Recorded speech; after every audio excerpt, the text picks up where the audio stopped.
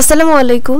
Easy learning for জুনিয়র্সের পক্ষ থেকে সকলকে শুভেচ্ছা ও স্বাগতম। আজকে আমরা অষ্টম শ্রেণীর ডিজিটাল প্রযুক্তি এই বিষয়টি নিয়ে আলোচনা করব। ভিডিওটি শুরু করার পূর্বে তোমাদেরকে জানাচ্ছি, তোমরা যদি আমার চ্যানেলে নতুন হয়ে থাকো তাহলে অবশ্যই চ্যানেলটিকে সাবস্ক্রাইব করে দিবে। এর আগের ভিডিওতে আমরা সেশন 1 দেখেছিলাম। সেশন 1 এর যে কাজগুলো ছিল বা ছক ছিল তা পূরণ করে দিয়েছি। আজকে আমরা সেশন 2 থেকে শুরু করব। তো সেশন 2 এর নাম হচ্ছে কন্টেন্ট এর ভিন্নতা। আমরা আমাদের তৈরি গুগল ফর্মটি নিশ্চয়ই পরিচিত জনদের কাছে পাঠিয়ে দিয়েছি। আমরা কিন্তু সেশন 1 এ গুগল ফর্ম তৈরি করেছিলাম। তো সেশন 2 এ বলা হয়েছে যে আমরা গুগল ফর্মটি হয়তোবা আমাদের পরিচিত জনদের কাছে পাঠিয়েছি। ফর্মের মাধ্যমে কিছু তথ্য আসবে যা আমরা তাদের যাচাই করে দিব। এর মধ্যে আমরা কিছু সময় পাবো, যে সময়ের মধ্যে আমরা নিজেরা জেনে নিব কিভাবে যে কোনো তথ্যকে যাচাই করতে হয়। অনেক সময় কোনো কন্টেন্টের উদ্দেশ্য বুঝতে ভুল করলে কোনো তথ্য আমাদের কাছে ভিন্ন অর্থ তৈরি করতে পারে। তাই ভিন্ন ভিন্ন কন্টেন্টের উদ্দেশ্য যে আলাদা হয় তা আমরা বুঝে নেওয়ার চেষ্টা করি। তারপরে তোমাদের এখানে একটি বক্স দেওয়া রয়েছে। বক্সে প্রথমে লেখা রয়েছে তথ্য প্রচার। নিরপেক্ষ তথ্য প্রচারের জন্য যে ধরনের কন্টেন্ট ব্যবহার হয় সেগুলো হলো সংবাদপত্র বা টেলিভিশনের প্রতিবেদন, অনুসন্ধানী প্রতিবেদন, ব্রেকিং নিউজ, অনলাইন সংবাদ ইত্যাদি। মানে এই সকল জায়গায় বা এই সকল কন্টেন্টের মধ্যে নানা রকম তথ্য প্রচার করা হয়ে থাকে। এরপর রয়েছে বিনোদন। আর কোনো নির্দিষ্ট লক্ষ্য দলকে উদ্দেশ্য করে বিনোদনমূলক প্রচারণার উদাহরণ হতে পারে নাটক, চলচ্চিত্র, ছবি, গান, খেলা ইত্যাদি। মানে এই কন্টেন্টের মধ্যে আমরা নানা রকম গান, ছবি, নাটক, চলচ্চিত্র দেখি।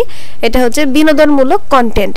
আর সচেতনতা তৈরি যে কন্টেন্ট রয়েছে সেটা রয়েছে সচেতনতামূলক নাটক, গান, বক্তব্য, বিবৃতি, প্রজ্ঞাপন যা নির্দিষ্ট জনগোষ্ঠীকে সচেতন করতে ব্যবহার করা হয়।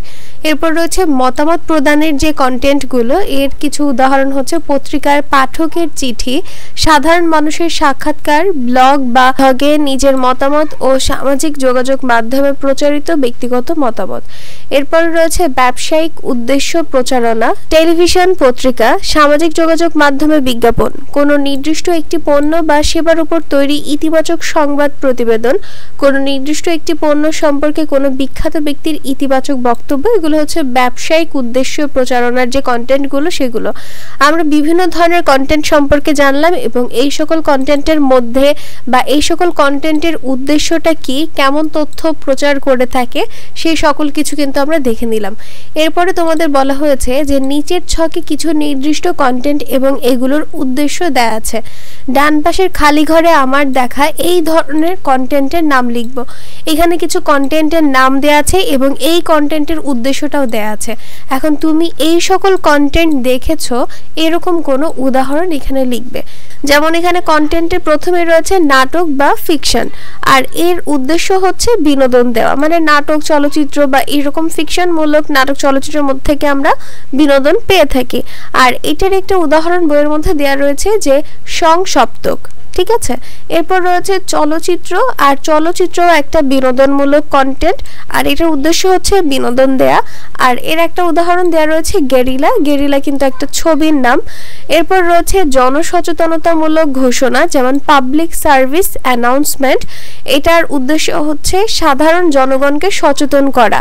আর এখানে সচেতন করার একটা উদাহরণ দেওয়া রয়েছে যে পোলিও টিকা। ঠিক আছে। এখন এরপর থেকে যে কন্টেন্ট আর উদ্দেশ্য দেওয়া রয়েছে তার একটা করে উদাহরণ তোমাদেরকে দিতে হবে। তাহলে চলো প্রত্যেকটির একটা করে উদাহরণ আমি দেখিয়ে দিচ্ছি। তো এখানে প্রথমে রয়েছে সংবাদ প্রতিবেদন। আর সংবাদ প্রতিবেদনের উদ্দেশ্যটা হচ্ছে তথ্য প্রচার এবং সচেতন করা। আর এইটা আমার দেখা একটা অনুষ্ঠান হচ্ছে ইনভেস্টিগেশন 360 ডিগ্রি। এটা একটা অনুষ্ঠান যেখানে আমি কোনো সংবাদ প্রতিবেদন দেখেছি যেখানে তথ্য প্রচার করা হয়েছে এবং সচেতন করা হয়েছে। এরপর রয়েছে পত্রিকার সম্পাদকীয়। আর এইখানে উদ্দেশ্য হচ্ছে তথ্য সমৃদ্ধ বিশেষজ্ঞ মতামত প্রদান বা প্রচার। আর এইটার যে উদাহরণ মানে আমি যেরকম অনুষ্ঠান দেখেছি তা হচ্ছে টেবিল টক। ঠিক আছে। এরপর রয়েছে টেলিভিশন টক শো। আর এটার উদ্দেশ্য হচ্ছে কোনো বিষয়ে বিশেষজ্ঞ ও অভিজ্ঞদের আলোচনা এবং বিতর্ক। আর এটা নিয়ে আমার দেখা কোনো উদাহরণ বা অনুষ্ঠানের নাম হচ্ছে সুরক্ষায় প্রতিদিন। এরপর রয়েছে গান।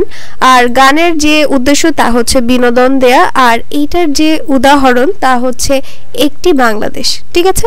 তারপরে তোমাদের যে পরবর্তী কন্টেন্ট রয়েছে তা হচ্ছে সামাজিক যোগাযোগ মাধ্যমে ব্যক্তিগত অ্যাকাউন্ট থেকে স্ট্যাটাস, ভিডিও, ছবি ইত্যাদি। আর এর উদ্দেশ্য হচ্ছে ব্যক্তিগত মতামত প্রদান। আর এটা নিয়ে আমার দেখা অনুষ্ঠান হচ্ছে সিলেটের চা বাগানের প্রাকৃতিক সৌন্দর্য। এরপরে পরের যে কন্টেন্ট রয়েছে তা হচ্ছে ব্লগ, আর এটার উদ্দেশ্য হচ্ছে ব্যক্তিগত মতামত, অভিজ্ঞতা বিনিময়। আর এটা নিয়ে আমার দেখা অনুষ্ঠানের নাম হচ্ছে যে ইত্যাদি। তারপরে যে আমাদের সর্বশেষ কন্টেন্ট রয়েছে তা হচ্ছে ঐতিহাসিক ঘটনা নিয়ে বই। এর উদ্দেশ্য হচ্ছে ঐতিহাসিক তথ্য প্রচার, এবং এইটা নিয়ে আমার দেখা অনুষ্ঠানের নাম হচ্ছে অসমাপ্ত আত্মজীবন, বা আমার পড়া বইয়ের নাম হচ্ছে অসমাপ্ত আত্মজীবন। তাহলে এই হচ্ছে তোমাদের ছক 1.2 এর যে সলিউশন। তোমরা তোমাদের মতন উদাহরণ দিয়ে ছকটি পূরণ করে ফেলবে, যে তোমার দেখা বা তোমার জানা কোনো অনুষ্ঠানের নাম লিখে।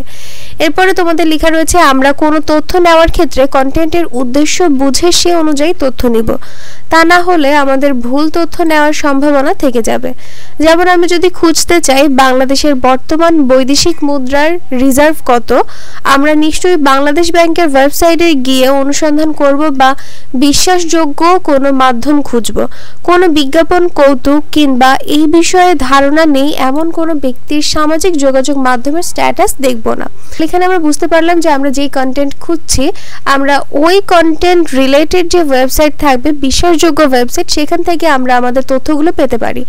এরপর রয়েছে এবার তাহলে আমরা তথ্য অনুসন্ধানের ক্ষেত্রে ভুল উৎস ও সঠিক উৎস কি তা নিজেরা আলোচনা করে বের করি। সবাই মিলে শিক্ষককে নিজেদের মতামত বলবো। তোমাদের মধ্যে একজন এই পয়েন্টগুলো বোর্ডে লেখার দায়িত্ব নিতে পারো।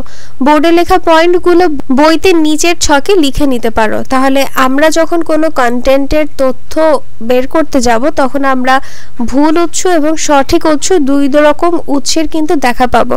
তো আমাদেরকে দেখতে হবে বা আমাদেরকে জানতে হবে কোনটা ভুল উৎস আর কোনটা সঠিক উৎস। তো এটা তোমাদের ক্লাসের একটি কাজ। আর প্রথমে দেখো একটা উদাহরণ দেওয়া রয়েছে এখানে।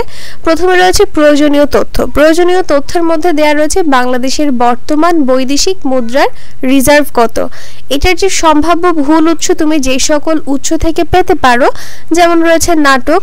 নাটকের মধ্যে তুমি ঠিক তথ্যটি নাও পেতে পারো, বা যখন নাটকটি তৈরি করা হয়েছে তখনকার রিজার্ভ একটা ছিল, পরবর্তী বছর কিন্তু আলাদা হতে পারে। তাই নাটক এটা একটা ঠিক বা সঠিক উৎস কিন্তু হবে না। এরপর রয়েছে সামাজিক যোগাযোগ মাধ্যমে ব্যক্তিগত মতামত।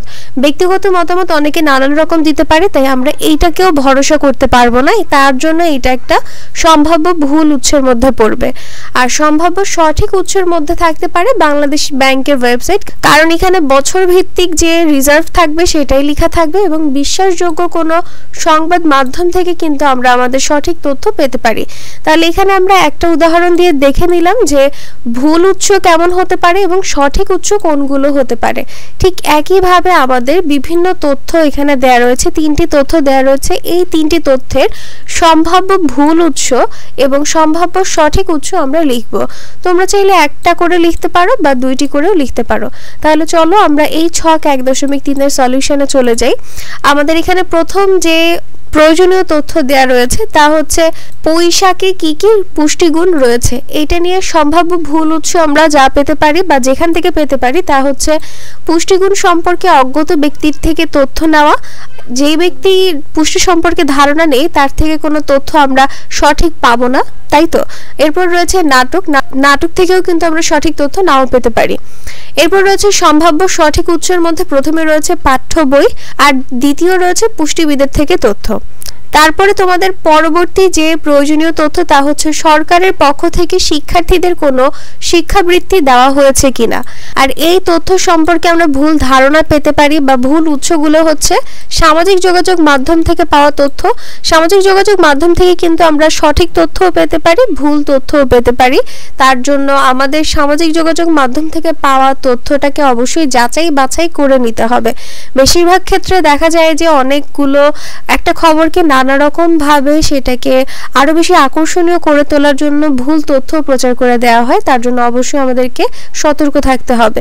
এর পরবর্তী যে ভুল উৎস হচ্ছে তা হচ্ছে প্রতিবেশীদের কাছ থেকে যেটা জানবো সেটাই যে একদম সত্য হয়ে যাবে তা না, তাই আমাদেরকে এটাও যাচাই বাছাই করতে হবে।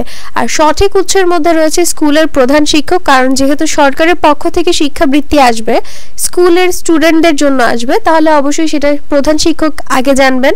আর তারপর হচ্ছে শিক্ষা মন্ত্রণালয়ের ওয়েবসাইট, এখান থেকেও আমরা জানতে পারি। সর্বশেষ যে প্রয়োজনীয় তথ্য তা হচ্ছে কোন কনফিগারেশনের কম্পিউটার কিনলে আমি গ্রাফিক্স ডিজাইনের কাজ করতে পারবো। এইটা নিয়ে আমাদের যে ভুল উৎস রয়েছে নাটক এবং কম্পিউটার সম্পর্কে অজ্ঞত ব্যক্তির মতামত। আর সঠিক উৎসের মধ্যে থাকতে পারে কম্পিউটার বিক্রেতা, যেহেতু সে কম্পিউটার বিক্রেতা তাই তার ধারণা রয়েছে কোন কনফিগারেশনের কম্পিউটার কিনলে গ্রাফিক্সের কাজ ভালো মতন স্মুথলি করা যাবে। এবং দ্বিতীয় যে উদাহরণ রয়েছে তা হচ্ছে গ্রাফিক্স ডিজাইনার।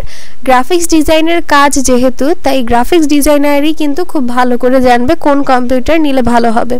তাহলে এই হচ্ছে তোমাদের ছক 1.2 এর সলিউশন। আশা করছি তোমরা বুঝতে পেরেছো কিভাবে সলভ করবে। এরপরে তোমাদের রয়েছে যে আমাদের সঠিক তথ্য অনুসন্ধান করতে পারা এখন অনেকটা সহজ হয়ে যাচ্ছে।